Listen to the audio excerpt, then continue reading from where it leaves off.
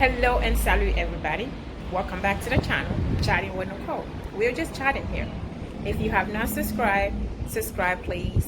If you're new to the channel, welcome to the family. Subscribe please, share this video, like, and also check out the rest of the videos. This video that I'm about to share with you has to do with sexual harassment in law enforcement in the U.S. major cities. And it also has to do about what our tax money are being used for, what they are using our tax money for. Everything is in this report. I want you to check it out. Let me know of how it makes you feel. Stay safe and blessed, and I'll see you next time you see me. Now with our NBC News investigation into sexual harassment among law enforcement. We've examined dozens of cases in 4 major U.S. cities over the last 5 years, and we found they've cost taxpayers tens of millions of dollars. Here's Stephanie Gosk. Women make up less than 20% of the Los Angeles Police Department. Linda Alstott and Carolyn Clark used to be 2 of them, working in different units. 8.5 years I spent on the streets in a uniform in a patrol car. And then after that, I went to internal affairs. Do you miss the job?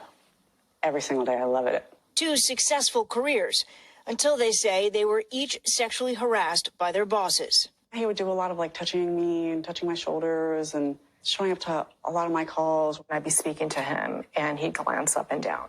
You could feel it. You could see it.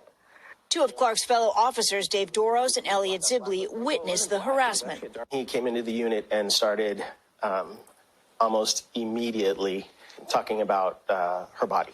Dude. Me. You told him to just knock it off. This has to stop now. It didn't stop.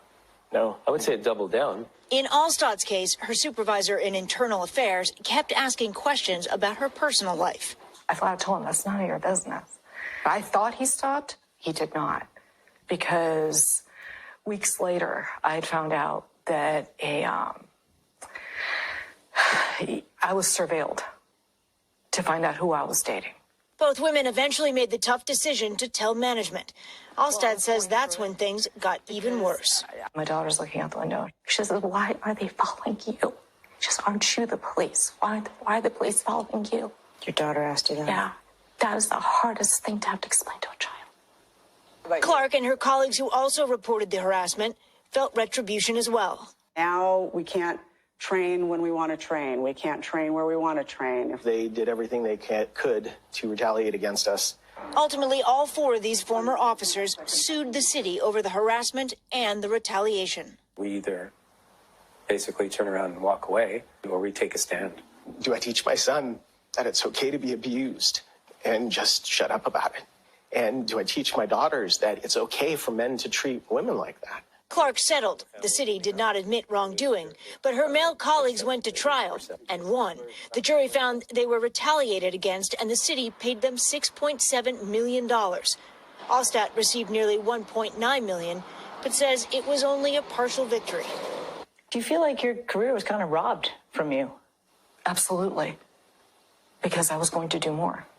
An NBC News investigation of law enforcement agencies around the country found female officers are often punished for coming forward. A review of 65 sexual harassment cases within the last 5 years in 4 major cities, including L.A., cost taxpayers more than $40 million. You think it's probably a more common experience than is reported? Oh, absolutely. In a statement, the LAPD says it's untrue that sexual misconduct is rampant and has a zero-tolerance policy for harassment and retaliation, adding, there are individual instances where members of the organization have fallen short of our expectations. When you look back at how all of this played out, would you have done anything differently? It's really sad to say it, but I would have kept my mouth shut. We did all this, and what came out of it? There's no change. Nothing happened. Clark is speaking out now because she hopes change is possible. But in these 2 cases, no one accused was fired. Everyone who came forward left the job. Stephanie Gosk, NBC News, Los Angeles. Up next for us tonight, the desperate search for a woman snorkeling in Hawaii.